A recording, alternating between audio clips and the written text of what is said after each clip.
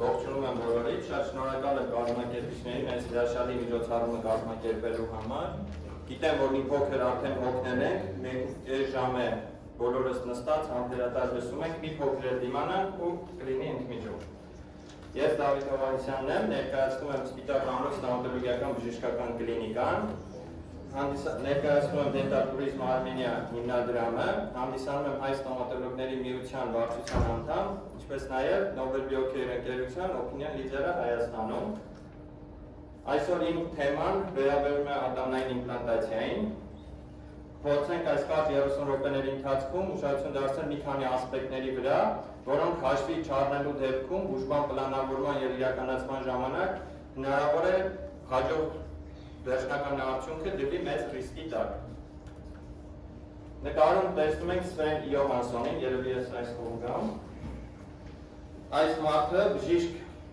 Բրենեմարտի երկրորդ պացիենտն է, ում տեղադրված իմպլանտանտները 2012 թվականին արդեն ծառայում են շուրջ 44 տարի։ Եկեք ասենք, որ բավականին լավ արդյունք է։ Իսկ ինչպիսի արդյունք ենք ուզում ստանալ մենք։ Բոլորս էլ մեր պրակտիկայի ընթացքում հաճախ հանդիպում ենք կլինիկական դեպքեր, երբ իմպլանտանտների շուրջ ունենք ոսկրային հյուսվածքի կորուստ։ Ուզում ենք ստանալ նման արդյունք, այսինքն իմպլանտացիայից 6 տարի հետո ունենք ոսկրային հյուսվածքի կորուստ, դնդի ռեցեսիա եւ այլն, այսինքն այս իմպլանտները պացիենտին չեն ծառայում նորմալ։ Դե ուզում ենք նմանատիպ արդյունք, այսինքն ունենք հարիմպլանտային ոսկրի ստաբիլ մակարդակ եւ մնացած հյուսվածքների ստաբիլ վիճակ, կամ նմանատիպ արդյունք։ Հաճախ մեր գոլեգաներից կլսենք, որ իմպլանտոլոգիան ապահովում է 99% հաջող արդյունք, սակայն սա մոլորություն է, քանի որ 99%-ը դա ընդհանրապես կենսակայուն իմպլանտներն են, այսինքն այն իմպլանտները, որոնց շուրջ տեղի են ունեցել օստեոինտեգրացիա, հայերը սովորաբար ասում են կպած իմպլանտները։ Սակայն եթե մենք ուշադրություն դարձնենք այս աղյուսակին, կտեսնենք, թե ինչքան մեծ տոկոս են կազմում բարդությունները, մուկոզիտ, բելիմպլանտիտ եւ կան նաեւ ուրիշ շատ այլ բարդություններ։ Այսինքն դեռ իդեալական վիճակ չէ իմպլանտոլոգիայի ոլորտում։ Նկարը, առաջին նկարը 1977 թվի նկար է, առկա է ոսկրի ռեզորբցիա, երկրորդ նկարը 2017 թվի նկար է, առկա է ոսկրի ռեզորբցիա, այսինքն մի քանի տասնամյակի ընթացքում այս խնդիրը դեռ լուծման պրոցեսի մեջ է։ Ինչ անել։ Չէ որ ոսկրի ստաբիլ լինելը շատ կարևոր է հաջող արդյունքի ստանալու համար։ Այս հարցին շատ պրակտիկ եւ գիտական պատասխան է տվել դոկտոր Թոմաս Լինկևիչյուսը եւ նա առաջարկել է մի կոնցեպտ, կոչվում է Zero Bone Loss կոնցեպտ։ Այս կոնցեպտի հիմնական էությունն այն է, որ մեր հաջող արդյունքը եւ հարիմպլանտային ոսկրի ստաբիլությունը դա բազմապատճառային է։ Այսինքն կախված է եւ իրականացվող ոսկրային ագմենտացիայից եւ տեղադրվող իմպլանտի խորությունից եւ փափուկ հյուսվածքների ծավալից հարիմպլանտային շրջանում եւ իմպլանտի դիզայնից եւ օրթոպեդիկ համակարգի եւ իմպլանտի միացման տեսակից, այսինքն ցեմենտովի թե պտուտակային եւ նյութերից, աբատմենտների, պսակների պատրաստման նյութերից, ինչպես նաեւ ստորլնդային հատվածում աբատմենտի պրոֆիլից, այսինքն emergence profile,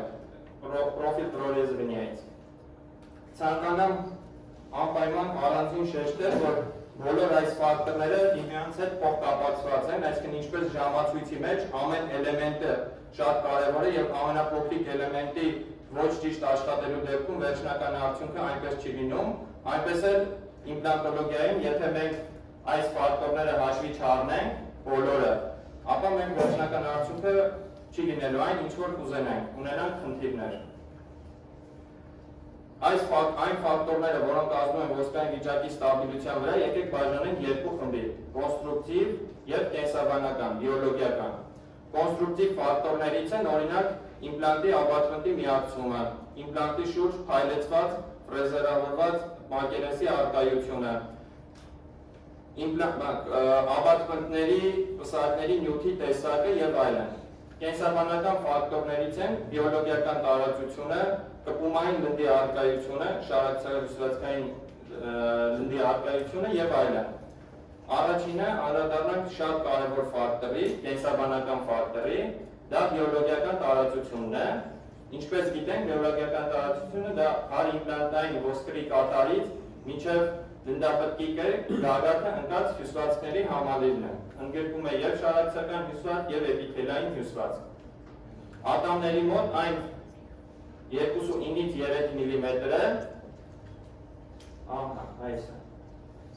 Իմպլանտի մոտ մոտավորապես 3.8-ից 4 մմ։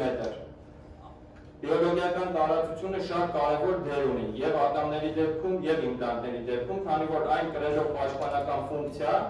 խոչընդոտում է բարիեր է հանդիսանում, որպեսզի միկրոբները չկարողանան թափանցել դեպի ոսկր եւ մեր ոսկրը լինի շատ ստաբիլ։ Այս ոլորտը եւս շատ խորը ուսումնասիրել է Թոմաս Լինկևիչյուսը եւ իր գիտական խումբը 2009 թվականին նրանք հետազոտություն են իրականացրել, որի արդյունքների, եթե մեր լորձաթաղանթը ունի 2 մմ հաստություն, ապա օրթոպեդիան ավարտելուց հետո մոտ 1 տարի անց մենք կունենանք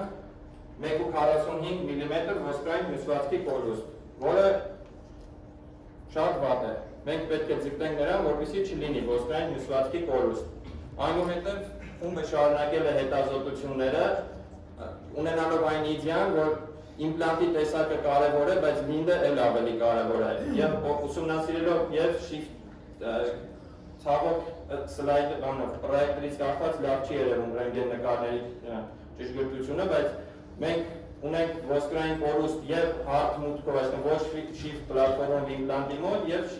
ինչպես նաեւ shift պլատֆորմով իմպլանտի մոտ։ Այսինքն shift պլատֆորմը մեզ չի պաշտպանում նրանից, որպեսզի առաջանա ոսկրային հյուսվածքի ռեզորպցիա։ Եթե ունենք 2 մմ լինդ, ապա ինչ տեսակի իմպլանտը դնենք, ինչ հաստության, ինչ բարակության աբատմենտ կամ հիլինգ աբատմենտ, միևնույն է ռեզորպցիան տեղի ունենալու։ Շարունակեցին հետազոտությունները, մեկ այլ հետազոտությամբ նրանք ցույց տվեցին, երկու խումբ բաժանեցին պացիենտները, մի խմբի մոտ, որոնք ունեն 2 մմ լորձաթաղանթ, մեկ տարվա ընթացքում ունեցան 1.18 մմ միջին ոսկրային ռեզորպցիա։ Երկրորդ խմբի մոտ 3.5 մմ լորձաթաղանթ կա եւ ավել։ Այդ ժամանակ պացիենտների մոտ արկա էր մոտավորապես 0.22 մմ ոսկրային հյուսվածքի ռեզորպցիա։ Եվ նմանատիպ հետազոտություններով եկանք այն եզրակացության, որ բիոլոգիական տարածությունը շատ կարևոր է, եթե բիոլոգիական տարածությունը չի պահպանվում, իմպլանտի տեսակը չի կարող ոչինչ փոխել, եւ պետք է դրան ուշադրություն դարձնել եւ պլանավորման եւ իրականացման ժամանակ։ Եկեք քննարկենք այս սխեման, որը ես վերցրել եմ Ալբերտո Միսելի դասախոսությունից, այն հիմնված է ինչպես zero bound կոնցեպտի, այնպես էլ umbrella կոնցեպտի վրա։ Ուսումնասիրենք, եթե իմպլանտը տեղադրում ենք ոսկրի մակարդակում, տարբեր լնդերի բարձրությունների դեպքում ինչ արդյունք է լինում, եւ եթե ունենք միևնույն լնդի հաստությունը, ապա այդ ժամանակ մեր մոտեցումը ինչպես պետք է լինի։ Եվ այսպես, եթե իմպլանտները տեղադրում ենք ոսկրի կատարի մակարդակով, եթե ունենք 1 մմ լորձաթաղանթ, ապա 1 տարի անց մենք իմպլանտի շուրջ ունենալու ենք 2 մմ ոսկրային հյուսվածքի կորուստ, որպեսզի բիոլոգիական տարածությունը, բնությունը վերականգնում է բիոլոգիական տարածությունը։ Եթե ունենք 2 մմ լորձաթաղանթ, ապա ունենում ենք 1 մմ ոսկրային հյուսվածքի կորուստ։ 3-ի դեպքում ունենում ենք 0.5 մմ ոսկրային հյուսվածքի կորուստ, 4 մմ-ի դեպքում արդեն չունենք ոսկրային հյուսվածքի կորուստ։ Հիմա անցնենք երկրորդ դեպքին, երբ լորձաթաղանթը բոլոր հատվածներում 1 մմ է, ապա իմպլանտը ոսկրի կատարի մակարդակով տեղադրելու դեպքում մենք ունենում ենք 2 մմ ոսկրային հյուսվածքի կորուստ եւ իմպլանտի շուրջ 2 մմ մերկացում, որը հրի է մի շարք բարդություններով հետագայում։ Եթե իմպլանտը տեղադրում ենք ոսկրի կատարից 1 մմ խորը, ստոր ոսկրային, ապա 2 մմ ռեզորպցիայի դեպքում մերկանում է իմպլանտի մակերեսի միայն 1 մմ-ը։ Եթե տեղադրում ենք 2 մմ խորությամբ ոսկրի կատարից, ապա ոսկրի ռեմոդելավորման ռեզորպցիայի ընթացքում իմպլանտի շուրջ ոսկրը չի մերկանում։ Եթե տեղադրում ենք 3 մմ խորության վրա, ապա մենք ունենում ենք երբեմն նույնիսկ ոսկրի ինտեգրացիա դեպի աբատմենտը։ Այսպիսով, եթե ամփոփենք նշված երկու դեպքերը, ապա իմպլանտի մակերեսի շուրջ ոսկրի ռեզորպցիա չենք ունենա այն ժամանակ, երբ որ առաջին տեղադրել ենք իմպլանտը 2 մմ ստոր ոսկրային եւ երկրորդ, երբ որ ունենք 3-ից 4 մմ լնդի բարձրություն։ Պետք է հատուկ ուշադրություն դարձնել բացի լնդի բարձրությունից, նաև վերտիկալ բարձրությունից, նաև հորիզոնական լայնությանը եւ կերատինիզացված լնդի համապատասխան ծավալի առկայությունը, այսինքն մինիմում մենք 3-4 մմ վեստիբուլյար եւ օրալ կողմից պետք է ունենանք 3-4 մմ կերատինիզացված լինդ։ Ինչու՞ն է այս տարբերությունը, ինչու պետք է իմպլանտի մոտ մի փոքր ավելի շատ լինի լորձաթաղանթը համեմատած ատամի հետ, որովհետեւ ատամի մոտ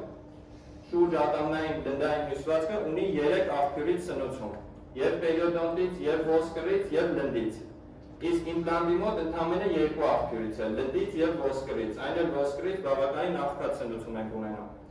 Այդ պատճառով մենք պետք է ունենանք մի փոքր ավելի մեծ բիոլոգիական տարածություն, ավելի հաստ կերատինիզացված լինի, որպեսզի սնուցումը շատ լինի եւ ավելի լավ պաշտպանվի մեր շուրջ իմպլանտային հյուսվածքները։ Տեսեք բիոլոգիական տարածությունը առկա իր շերտերով եւ սրան պետք է հատուկ ուշադրություն դարձնենք պլանավորման եւ իրականացման ժամանակ։ Դոկտոր Վերշինի լեկցիայից է նկարել։ Ցանկանամ նաեւ անցնենք երկրորդ ֆակտորին, որին հատուկ այսօր շեշտադրում է դրվելու, դա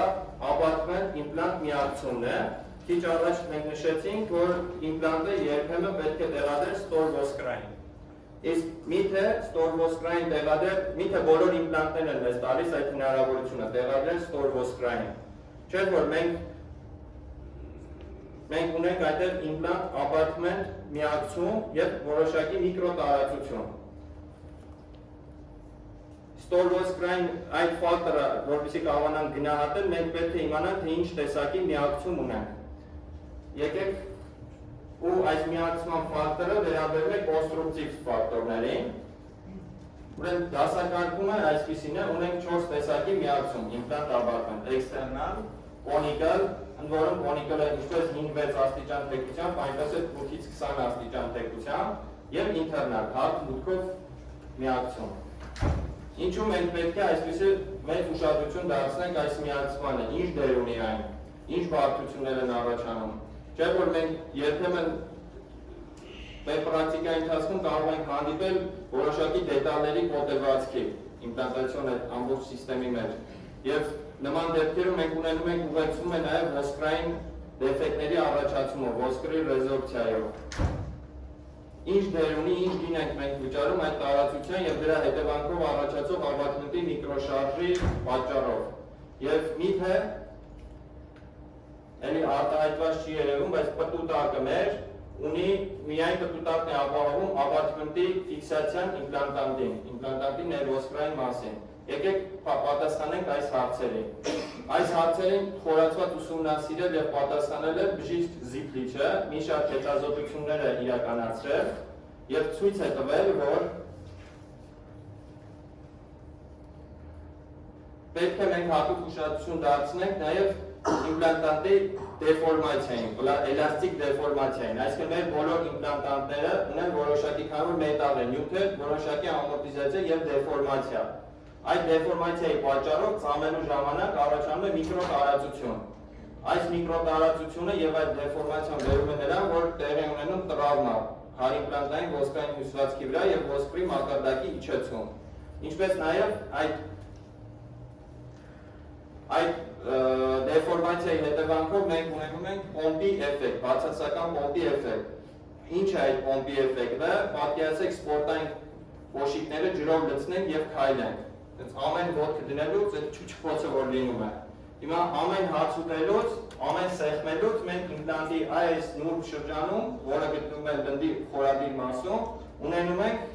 այդ նույն պոմպի էֆեկտը, որի հետևանքով միկրոբների կուտակում, ինչպես աբատմենտի վրա, այնպես էլ իմպլանտի վզիկային հատվածում, ոսկրի ռեզորպցիա եւ այլն, հետագայում կոտևածքներ եւ այլն։ Բժիշկ Զիփլիչը իր հետազոտություններով ցույց տվեց, որ իմպլանտներից ուսումնասիրող տարբեր կոնեքշներով իմպլանտներ, կոնիկալ տեսակի իմպլանտները ունեն ավելի քիչ միկրոտարածություն, հետևաբար ավելի քիչ միկրոշարժ եւ ավելի քիչ ոսկրային հյուսվածքի կորուստ։ Տեսեք օրինակ այս սիստեմի իմպլանտատի դեպքում պատերը շատ հաստ են եւ այդ դեֆորմացիան չի արտահայտվում։ Սա ուղիղ մուտքով իմպլանտներն են, սա կոնիկալ մուտքով իմպլանտներն են։ Այսինքն քիչ հետո կասեմ ինչի սրա վրա պետք է ուշադրություն դարձնել։ Ինչպես նաև կախված կոնիկալ connection-ի անկյունից, այս կոնիկալ մասի, որը մտնում է իմպլանտանտի մեջ բարձրությունից, մեր պտուտակի ձգման լարվածությունից եւ ֆիրմայի տոլերանտությունից, այսինքն ինչքան լավ ֆիրմա ենք մենք օգտագործում փորձարկված։ Մենք կարող ենք ունենալ նաև կոնուս մորզե կոչվածը, այսինքն ինքնաֆիքսացիան։ Երբ ապարտմենտը արդեն հատուկ պտուտակի միջոցով է, ձեռքով չենք կարող անել։ Նման դեպքում էլ ավելի կայուն է լինում այդ միացումը։ Եվ այսպես, ինչպես տեսնում եք, միացմանը մենք ևս պետք է շատ ուշադրություն դարձնենք եւ հաշվի առնենք դրա ֆակտորը ոսկրի ռեզորպցիայի տեղի ունենալու ժամանակ։ Նաև այդ միկրոտարածությունը հաշվի առնելը շատ կարևոր է, երբ որ մենք աբատմենտն ենք ընտրում։ Հիմա շատ տարածված է տարբեր տեսակի սիստեմների աբատմենտները մեկ այլ սիստեմի վրա օգտագործելը։ Այսինքն, չգիտեմ, մոտավորապես գիտեն շիստի գրանիկը ինչ աբատմենտ ասես օգտագործում են։ Դա ճիշտ չէ, որովհետև ամեն ֆիրմայի իմպլանտանտի հետ պետք է օգտագործել իր օրիգինալ դետալները միայն, որը որ մեզ երաշխավորում է մինիմալ իմպլանտ աբատմենտ տարածություն եւ հետագայում մինիմալ բարդություններ։ Նկարում վերված է պրեմիլի օրինակ, երբ օրիգինալ հենց նույն իմպլանտի ֆիրմայից պատրաստված պրեմիլի պատրաստման տեխնիկական էտապի ժամանակ խարքամ ապարատի կողմից տեղի ունեցել այդ բզիկի վնասում։ Եթե այս ֆակտորը մենք ուշադրություն չդարձնենք աշխատանքի ժամանակ, տեսեք անալոգի վրա դրված ճեղքը։ Այնուհետև այդ նույն ճեղքը ռենտգեն հետազոտությամբ անալոգի վրա ռենտգեն ենք նկարում, տեսնում ենք, որ այդ ճեղքը բավականին խորը շարունակվում է։ Այսինքն ինչքան լավ ոսկր լինի, ինչքան լավ բժիշկ լինի, ինչքան լավ լինդ լինի, մեկ է այս ճեղքի պատճառով, միկրոբների պատճառով մենք ունենալու ենք ոսկրային հյուսվածքի կորուստ։ Եվ ոչ օրիգինալ ցանկացած դետալ էլ եթե օգտագործենք, սա օրիգինալն է, ուղղակի տեխնիկական խնդիրներ է։ Մեկ է այս տարածությունները չեն լինելու այնքան հերմետիկ, ինչքան օրիգինալի դեպքում։ Պետք է լինի այսպես։ Ոչ թե այսպես։ Եվ մեկ ֆակտոր էլ ցույց տամ, ելի պրեմիլի պատրաստ։ Հիմա պրեմիլներն է շատ տարածված դարձել, դրա համար եմ այս երկու կետին ուզում անդրադառնալ։ Տեղի ունեցել թերի հղկում, այսինքն վզիկային հատվածում այս անկյունները չի հեռացվել, ոչ ապարատի կողմից, ոչ հետագայում տեխնիկի կողմից։ Եվ սրանք անպայման պետք է հեռացվեն, թե չէ խնդիրը երաշխավորված է։ Այս մասերում կկուտակվեն միկրոբներ, հետագայում ոսկրի ռեզորպցիա առաջացնելով։ Այսպես մենք ունեցանք կոնուս մորզեի շնորհիվ կոնուս մորզեի երևույթի հիման վրա առաջացող ֆիքսացիա, երբ ունենք կոնիկալ 5-6 աշճան թեքությամբ իմպլանտանտման connection, այդ դեպքում մենք կարող ենք իմպլանտը ոսկրի կատարից տեղադրել 2 մմ խորության վրա, քանի որ connection-ը շատ հերմետիկ է եւ միկրոբների խնդիր այս մասում չենք ունենում։ Եթե նույնիսկ սովորական conical connection է եւ ունենք shift platform, ապա այս դեպքում մենք կարող ենք ոսկրի կատարի մակարդակում տեղադրել, քանի որ եթե այդ պլատֆորմը 0.5 մմ եւ ավել է, մենք երաշխավորում ենք, որ միկրոբները միացումից չեն անցնի դեպի ոսկրի ուղղությամբ, այլ ճանապարհով կհեռացվեն։ Եվ չենք ունենա ոսկրային ռեզորպցիա, եթե այն նշածած մնացած ֆակտորները հաշվի առնենք։ Եթե չունենք shift platform, իմպլանտի աբատմենտի եւ իմպլանտի տրամագծերը միևնույն են, այդ դեպքում պետք է իմպլանտանտը տեղադրել ոսկրի կատարից բարձր, նվազագույնը 0.5 մմ, որպեսզի չվնասենք ոսկրային հյուսվածքը։ Այսպիսով, մինչև հիմա ասածս ամփոփելով, մենք կարող ենք ասել, որ այն եզրակացություն, որ բոլոր այս ֆակտորները շատ կարևոր են, մեկ ֆակտորով միայն գնդով, կամ միայն դիզայնով, կամ միայն աբատմենտով մենք երաշխավորված չենք, որ ոսկրի կորուստ չի լինելու, պետք է անպայման ունենանք համապատասխան ծավալի բիոլոգիական տարածություն, կերատինիզացված լինք եւ պետք է տիրապետենք մեր կողմից օգտագործող իմպլանտանտների connection-ներին։ Այսինքն ցանկալի է ընտրել այնպիսի ընկերություն, այնպիսի սիստեմա, որը ունենա տարբեր connection-ներ, որտեղ տարբեր լնդի հաստությունների դեպքում, տարբեր ոսկրերի տեսակների դեպքում դրանցից կախված է իմպլանտը ինչ մակարդակով պետք է տեղադրենք, իսկ որպեսզի կարողանանք որոշել տվյալ մակարդակում տեղադրելու դեպքում ռիսկեր կան թե ոչ, պետք է ընտրել համապատասխան connection-ով իմպլանտանտ։ Այսինքն միայն կոնիկալով երբեմն պետք է որ հատ մուտքով իմպլանտանտներ օգտագործել, երբեմն էքստերնալ իմպլանտանտներ օգտագործել եւ այլն։ Հիմա անցնենք կլինիկական մի քանի թեյսի քննարկման, պացիենտի մոտ առկա է 36-րդ ատամի բացակայություն։ Պարզ դեպքեր եմ ընտրել, որպեսզի կարողանանք որոշակի նյուանսների անդրադառնալ։ Այս ատամի էնդոդոնտիան արվել է մինչև վիրահատությունը։ Ուրեմն ունենք 6 մմ լայնություն եւ բավականին 6 վերտիկալ բարձրություն։ Կտրվածքը իրականացվել է մի փոքր դեպի վեստիբուլյար, կատարի կենտրոնով չէ, որովհետեւ մեկ վեստիբուլյար մասում պլանավորված է փափուկ հյուսվածքի պլաստիկա, մեզ անհրաժեշտ է, որպեսզի լեզվային կողմում ունենանք մենք հարուստ լորձաթաղանթ, մեծ ծավալի լորձաթաղանթ։ Կտրվածքը պետք է հատուկ ուշադրություն դարձնել միջակոսային կտրվածքին, օգտագործել միկրոսկալպերներ կամ թեկուզ սովորական սկալպերներով ճիշտ մանուալ օգտագործելով այդ ակոսային կտրվածք անել, այսինքն մտնել ակոս,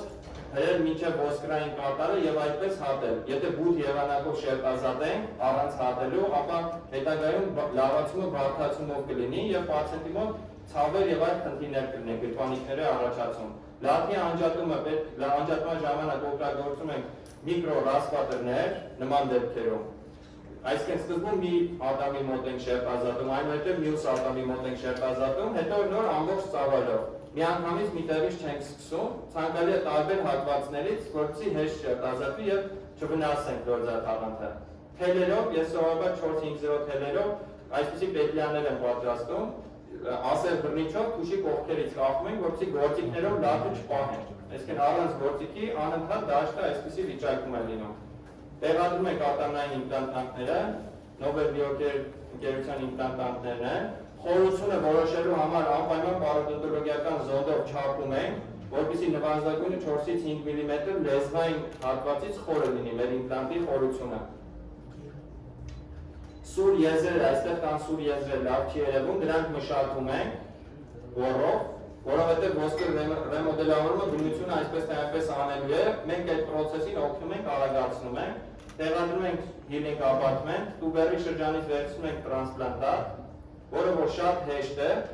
կատարում ենք դեեպիթելիզացիա եւ այդ տրանսպլանտատը տեղադրում ենք վեստիբուլյար զոնայում, շարժուն լորձաթաղանթի եւ կերատինիզացված լորձաթաղանթի տակ։ Տեսեք լորձաթաղանթի ծավալի ինչպիսի փոփոխություն ենք ունենում։ Կարում ենք, սա մի քանի օր անց, ռենտգեն հետազոտությունը, մոտավորապես 3 ամիս անց բարակ healing abutment-ը փոխում ենք ավելի լայնով, տեսեք, եթե ձեր մոտ երևում է մի փոքր, այստեղ մուտքը, այսքան հատվածը մի փոքր ավելի բաց տեսք ունի, սա լորձաթաղանթի հաստությունն է, մինչև այստեղ։ 5 մմ-անոց healing abutment է տեղադրված, մոտավորապես մինչև գագաթը մենք ունենք լորձաթաղանթ, այսինքն եկեք պայմանական 4.5 մմ լորձաթաղանթ ունենք, որը բավական է բիոլոգիական տարածության համար։ Զոնդով ևս չափում ենք 5 մմ-ի գիծն է, մոտավորապես այսքան ունենք։ Այսինքն բիոլոգիական պայմանները ապահովվել է։ Երկրորդ կլինիկական դեպքի ժամանակ կրկին ծամիչ է, նախապես չափում ենք լորձաթաղանթի խորությունը, որպեսզի կտրվածքի տեղը ճիշտ որոշենք, կատարվում է կտրված, տրապեցավիտնի կտրված եւ նույն պրինցիպով իմպլանտանտի տեղադրում, խորության որոշում, սուր եզրերի տաշում, այդ ժամանակ զագրուշկան կարելի է դնել, որպեսզի բորով չվնասենք իմպլանտին, տրանսպլանտացիա,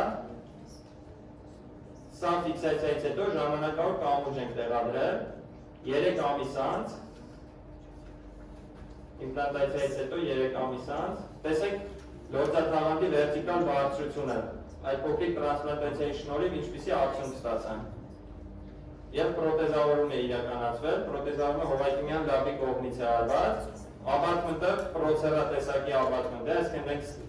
դրոշը ստացել ենք, GDC ընկերությունից կանավորվել է եւ ուղարկվել է Շվեյցարիա, այնտեղ 2 շաբաթում այս abutment-ները գալիս են Երևան։ Ստուգվել է abutment-ի ճշգրտությունը անալոգի վրա, որ չունենք միկրոտարածություն, ստուգվել է լորձաթաղանթի բարձրությունը կրկին եւ ֆիքսել են։ Մի քիչ արագ եմ անցնում, որ գրաֆիկից մի փոքր հետ ենք ընկել։ Տեսեք լորձաթաղանթի վերտիկալ բարձրությունը, ինչպիսի այս սա կամուրջով է, սա արդեն իմպլանտանտով։ Սա արդյունքը ֆիքսացիայից հետո, պացիենտը 6 ամիս հետո կրկին գալու է ռենտգեն հետազոտության, այնուհետև ամեն տարին մեկ։ Երրորդ դեպքում ունենք երկու ատամի բացակայություն։ Այս դեպքում, քանի որ ունենք ռեցեսիա հարևան իմպլանտի մոտ, փափուկ հյուսվածքի պլաստիկա իրականացնելիս իմպլանտի մոտ եւս այս ռեցեսիան փորձենք վերականգնել, տեղադրվել է ատամնային իմպլանտանտը, ոսկային եզրերի։ Այս դեպքում ոչ թե տուբերից ենք վերցրել, ներազություն, այդ վերին ծնոտի քիմքի, ժանիքի 4-րդի զոնայից ենք տրանսպլանտանտը վերցրել, տեսեք, որովհետև տուբերում համապատասխան ծավալի չունենք, իմպլանտացիայից հետո ունենք 5 մմ լորձաթաղան, հաջորդ զոնա, միկրոռաստատրով շերտազատում ենք շատ զգուշությամբ իմպլանտի մոտ, քանի որ բարակ բիոտիպի լորձաթաղանդ է և կերատինիզացված քիչլին։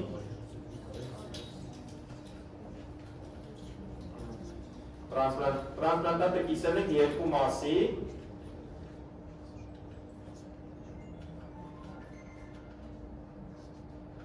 տեղադրել ենք իմպլանտանտը, տեսեք ավելի մեծ տրանսպլանտանտ ենք վերցրել, որպեսզի առանձին այդ երկու տրանսպլանտատ ստանանք և տեղադրենք համապատասխան մասերով։ 4 օր անց, մոտավորապես 10 օր անց էր, տեսեք արդյունքը։ Այս պացիենտը Ամերիկայից է, պրոթեզավորումը ես չեմ անելու։ Կրկին պարզ դեպք, մեկ իմպլանտի տեղադրումով, կրկին տրապեցիաձև լատի ձևավորում, իմպլանտի տեղադրում, հրաշալի առաջնային ֆիքսացիա, մոտավորապես 4 մմ դնդային հյուսված, եզրերի մշակում, տրանսպլանտատը վերցրել ենք տուբերից, կատարել ենք դեեպիթելիզացիա և տեղադրել ենք համապատասխան զոնայում, տեսեք, մոտ կրկնակի մեծ ծավալով լինդ ենք ստացել, մոտ 4,5 մմ բարձրություն ունենք, մի քանի ամիս անց ռենտգեն հետազոտությունը և Եվս մեկ քեյս, ավելի մեծ, պացիենտի մոտ առկա են մի շարք խնդիրներ, որոշվել է, որ այս ատամները հեռացվելու են, այսինքն 11, 12, 24, 25 ատամները հեռացվել են, չեմ անդրադառնալ քիրուրգիական պրոտոկոլին, մենք խմային կողմում պետք է, հնարավորինս խմային հատվածով պետք է տեղադրենք ֆրոնտալ ատամները, որպեսզի նրանց շախտան մուտքը բացվի դեպի շնափոսիկի ուղղությամբ։ Իմպլանտը տեղադրելուց առաջ տեղադրում ենք դրիլը վերջնական, տեղադրում ենք ոսկրային հյուսվածքը, արտամամենտի իմպլանտացիաների ժամանակ ես օգտագործում միայն գեոս կոլագեն տեսակի ոսկրը, որովհետև այն հնարավորություն է տալիս 2 ամիս հետո արդեն պրոթեզավորումը սկսել, այն արագ ներծծվող ոսկր է և այդ ժամանակ ապահովում է պայմաններ, որպեսզի և ոսկրը առաջանա և մեր լմնային հյուսվածքը չթափանցի լունկայի մեջ։ Տեղադրում ենք իմպլանտանտը, հարևան զոնայում ոսկրի կատարը ավելի բարակ է, հատուկ մեթոդով կատարում ենք ոսկրային կատարի լայնացում, կոմպրեսիոն նաբորի օգնությամբ, սա կարծում 80 ֆիրմայինն է, տեղադրում ենք իմպլանտանտը, քանի որ ոսկրային կատարը բարակ է, մեզ պետք է որպեսզի այն մի փոքր հաստացնել, բայց ոչ թե հաստացնել նրա համար, որ ունենք շատ ոսկր, այլ պայմաններ ստեղծենք, որպեսզի հետո կարողանանք նորմալ դնդային պլաստիկա իրականացնել և մեր կերատինիզացված լինդը հենված է լինելու այդ ոսկրի վրա, այսինքն 2 մմ ոսկրը իմպլանտի շուրջ, դա ոչ միայն ոսկր լինելու համար է, այլ նաև փափուկ հյուսվածքների համար բազիս է, սա միշտ պետք է հիշենք, որտեղ երբեմն հարց է առաջանում 1 մմ, 2 մմ-ը ինչ անենք, եթե փափուկ հյուսվածք ունենք ոչ մի բան, բայց բարակ ոսկրի դեպքում դժվար է լինում։ Այնպես ենք մեմբրանը տեղադրում, որպեսզի ոսկրը մեր ցանկալի մասում լինի բաց, լցնում ենք ոսկրանյութը, Dios small տեսակի ոսկրանյութը, քսանով ոսկր, վերցնում ենք տրանսպլանտատ, տուբերի շրջանից,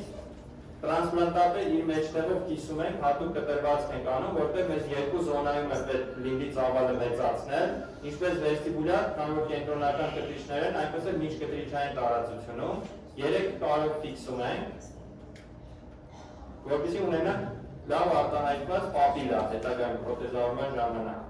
Հեռացնում ենք 24-25-րդ ատամները, այստեղ կարելը տեղադրեցինք, մաս-մաս բաժանում ենք երկու մասի ամեն ատամը, որպեսզի տրավմա չլինի։ Տեղադրում ենք իմպլանտանտները, Այդ շատ չեմ մանրացել այս էտապի վրա։ Փափուկ հյուսվածքները քանի որ արժանամետնի հեռացումով էր անպայման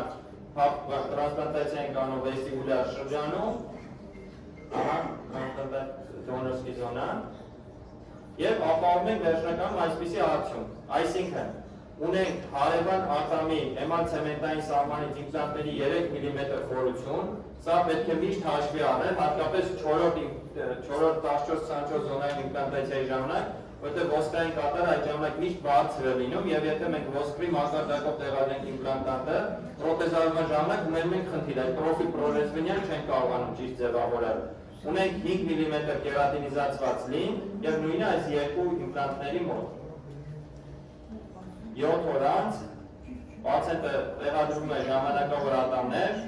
մեկնում է ԱՄՆ, 1 տարի հետո վերադառնում է այսպես։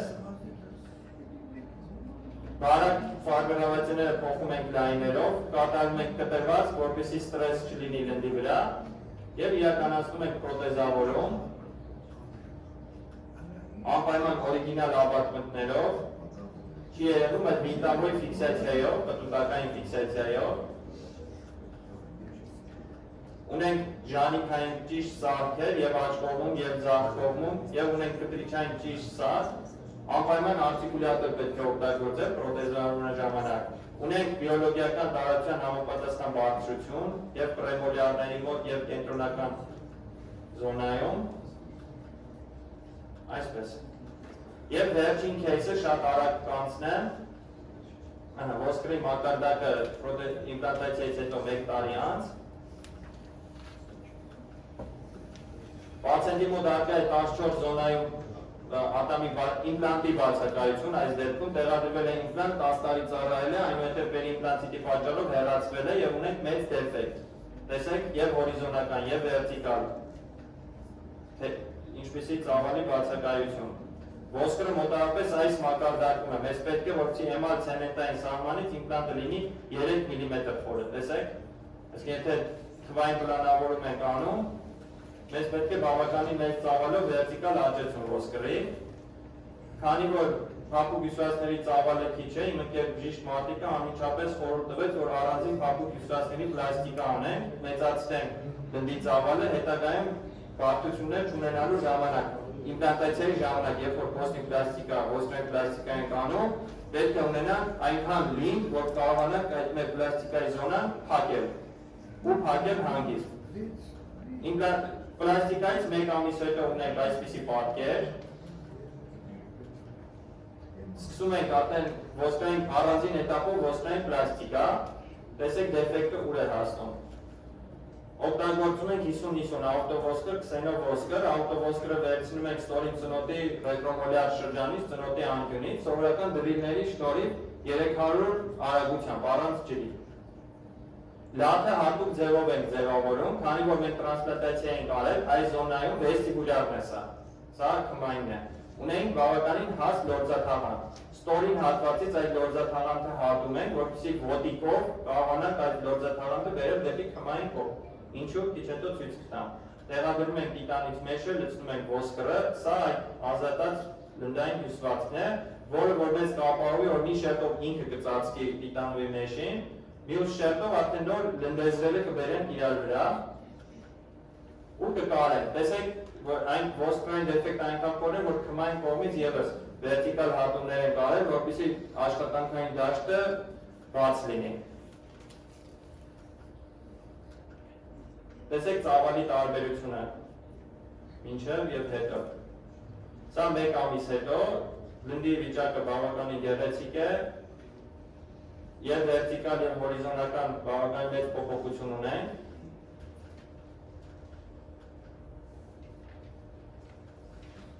Հեռացնում ենք տիտանի մեշը,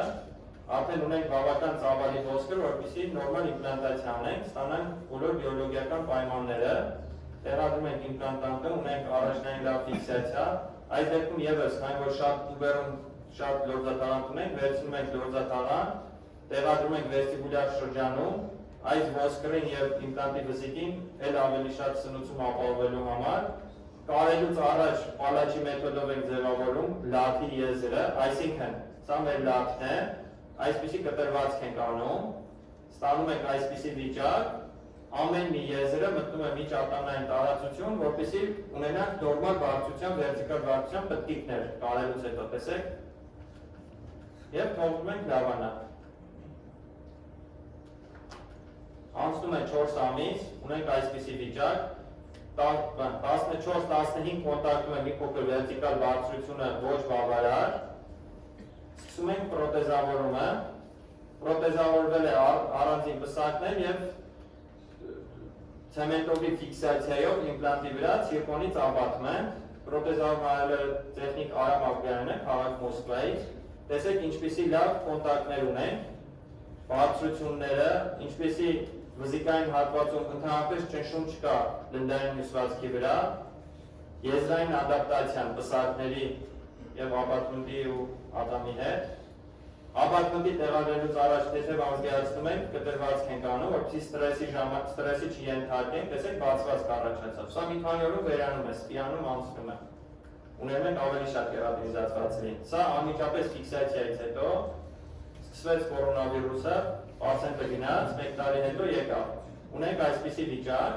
դո եւ պրոթեզավորումից հետո, տեսեք ծավալի վերականգնում ամբողջ այդ ատամի զոնայում, տեսեք տարբերությունը ֆիքսացիայից հետո եւ 1 տարի անց, ունենք ժանիքի վզիկի շրջանում ռեցեսիա, այստեղ այդ ռեցեսիան չկա, պտտիկ ամբողջությամբ վերականգնել է, ունենք միջատանային մեծ կոնտակտ, այստեղ մոտավորապես 2 մմ վերտիկալ աճ ունենք պտտիկի եւ մենք սպասում ենք, որ այս զոնաները 2-3 տարի հետո փակվելու, չգիտեմ մեր քեյսն է թե ուղղակի ես տեսնում եմ, որ այս զոնայում ունենք ոսկրային կատարի աճ 1 տարի անց, այսինքն եթե ոսկրային կատարը վերականգնում է, նշանակում է իր հիմքի վրա արդեն պտտիկներ է բարձրանալու, ու սա է այս պտտիկի աճը ստանալները բազմապատճառային եւ օրթոպեդիկ մի շարք ֆակտորներ պետք է հաշվի առնենք։ Այսինքն, եթե մենք բոլոր այս ֆակտորները հաշվի առնենք, նույնիսկ ցանկացած իմպլանտ օգտագործելով, ցանկացած պացիենտի հետ, ցանկացած փորձառության բժիշկ, մեզանից յուրաքանչյուրը կարող է ստանալ այդ zero bond-loss կոնցեպտը։ Միայն անհրաժեշտ է տեսական գիտելիքներ եւ համապատասխան հմտությունների ձևավորում։ Շնորհակալություն ուշադրության համար։